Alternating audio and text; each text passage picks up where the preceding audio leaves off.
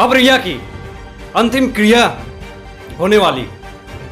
जिस तरह से रिया ने इतने दिन तक पुलिस ऑफिसर को, सीबीआई ऑफिसर को, एनसीबी ऑफिसर को गुमराह करने की कोशिश की है, उस तरह से रिया की सारी जो भी चाल थी वो सब खत्म हो गई। किसी वक्त रिया की तलवार गिरफ्तारी की लटक सकती है। रिया जिस तरह से एक गूंगी गुड़िया बन चुकी है, पुलिस ऑफिसर को चकमे देने की कोशिश कर रही है, बार बार पुलिस स्टेशन जाकर के झूठी एफआईआर दर्ज कर रही है। इससे कुछ नहीं होने वाला है। श्वेता सिंह ने, उसकी बहन ने जो ट्वीट करके कह दिया है कि ये झूठी एफआईआर से मैं डरने वाली नहीं हूं। रिया पुलिस को गुमराह करने की कोशिश कर रही है। रिया बार बार यह बोलने की कोशिश कर रही है कि मैं सही हूं, बाकी सारे लोग सुशांत सिंह राजपूत के गलत हैं। उसने यह बोला कि रिया चक्रवर्ती ने यह बोलने की कोशिश की सीबीआई ऑफिसर को कि सुशांत सिंह राजपूत की जिंदगी में उनके परिवार का कोई अहम रोल नहीं था, वो अपने परिवार से अच्छे से उनका बर्ताव नहीं होता था, उनकी फैमिली से उनके अच्छे व्यवहार नहीं थे। ये सारे बोलने की कोशिश की सीबीआई ऑफिसर को और गुमराह करने की कोशिश की।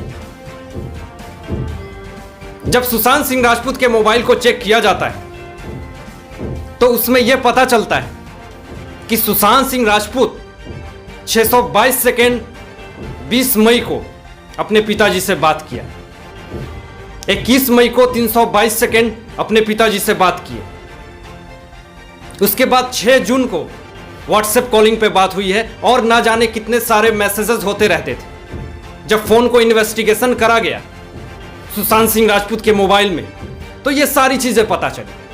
तो रिया अपने जाल में ही फंसती हुई एक गुड़िया बनती हुई चली जा रही है। किसी वक्त गिरफ्तारी की तलवार लटक सकती है।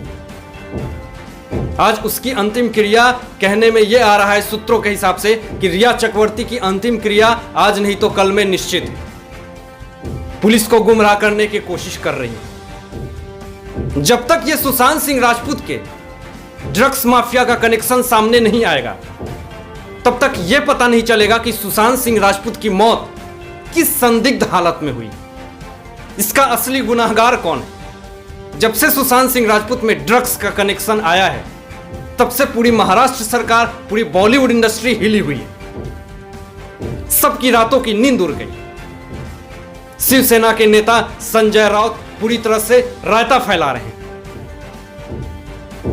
आवेश में आके विष उगल रहे हैं, आपा खो चुके हैं। अब तो गाली गलौज धमकी पे उतर गए हैं, मारपीट पे उतर गए हैं, खुलेआम धमकी दे रहे हैं कंगना रनावत जी को कि तुम मुंबई की धरती पे आओ, देख लूंगा। क्वारंटाइन करने की तैयारी हो रही है कंगना रनावत को, क्योंकि कंगना रनावत जी वो सारे ड्रग्स माफिया को जानती है, वो बॉलीवुड इंडस्ट्री में जो भी है सबको जानती है। कौन कौन इस केस में इन्वॉल्व है, कौन कौन इंसान इस केस में इन्वॉल्व होके कितने कुकर्म, काले सच्चाई के पीछे कितने सारे गलत काम कर रहे हैं, वो कंगना रनावत जी को पता है। जिस कारण से कोई भी महाराष्ट्र सरकार ये नहीं चाहती है कि कंगना रनावत आकर के यहां एनसीबी और सीबीआई ऑफिसर से मिलकर हमारे काले चिट्ठे को खत्म करे। उनको क्वारंटाइन करने की तैयारी हो रही है। उनके ऑफिस में जाकर के बीएमसी हमला करते हैं और बोलते हैं कि अपने ट्विटर की जितने मैसेजेस किए हैं वो सब डिलीट करो और 50 लाख रुपया जुर्माना भरो। क्या कंगना रनावत की सिर्फ यही गलती है कि वो सच्चाई के साथ खड़ी है? क्या कंगना रनावत की यही गलती है कि सुशांत सिंह राजपूत को सुसाइड न बताकर मृत्यु की घोषित की? अरे महाराष्ट्र सरकार यह बोलती है कि कंगना रनावत ने हमारा अपमान किया। अपमान कंगना रनावत ने महाराष्ट्र सरकार का नहीं किया, यह बोलो कि मेरा अपमान किया। संजय राउत जो रायता फैला रहे हैं उसका अपमान किया।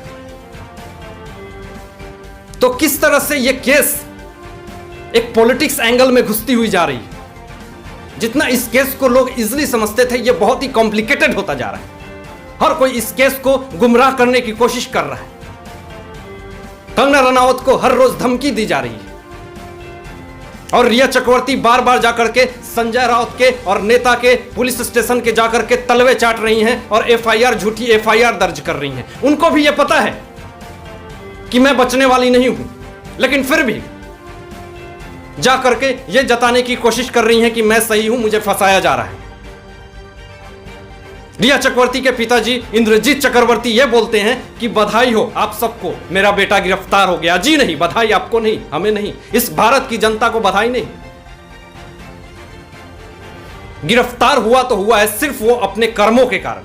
अगर वो सही था तो एनसीबी ऑफिसर को अपने आप को प्रूफ करता कि मैं सही हूं। इस भारत की जनता को अपमान ना करें। भारत की जनता ने तो बस आवाज उठाया।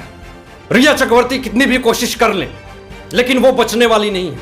उन्होंने कबूल कर लिया है कि मैंने ड्रग्स का बिजनेस करा, मैं ड्रग्स बेचती थी, मेरा भाई सही बोल रहा है। ये सारी चीजों को उन्हें एक्सेप्ट किया। कंगना रनावत जी की यही गलती है कि वो ड्रग्स पैडलर नहीं है, वो ये सब चीजों में इन्वॉल्व नहीं है। तो बहुत सारे नेता लोग, महाराष्ट्र सरकार कंगना रनावत को फंसाने की कोशिश कर रही है। लेकिन यह जान लो कि सच्चाई की जीत थी, हुई है और होता रहेगा। इसको कोई दबा नहीं सकता है, क्योंकि आज 130 करोड़ जनता कंगना रनावत के पीछे खड़ी है। दोस्तों, आप सबको सपोर्ट करना होगा। जब 9 तारीख को कंगना रनावत मुंबई की धरती पे आएंगी तो आपको अपना सपोर्ट दिखाना होगा, ताकि कंगना जी को क्वारंटाइन नहीं किया जाए। आज तक जैसे बहुत सारे ऐसे चमचे लोग आए, तक वाले आए, देसाई वाले आए, इंटरव्यू लेके चले गए, उनको क्वारंटाइन नहीं करते हो आप। और जो सच्चाई के लिए आगे आ रहा है, सच्चाई के लिए आवाज उठा रहा है, उसको क्वारंटाइन करते हो। अच्छी बात है। महाराष्ट्र सरकार से यही अपील करूंगा कि जितना कम एक्शन ले उतनी कम बदनामी होगी। तो आज के लिए बस इतना ही। मैं आशीष राठौर विदा लेता हूं। एक नई सोच के साथ, नए समय के साथ आपके समक्ष उपस्थित रहूंगा। तब तक दीजिए इजाजत। आपका जीवन सफल हो, मंगल हो। अपना ध्यान रखिएगा, ख्याल रखिए।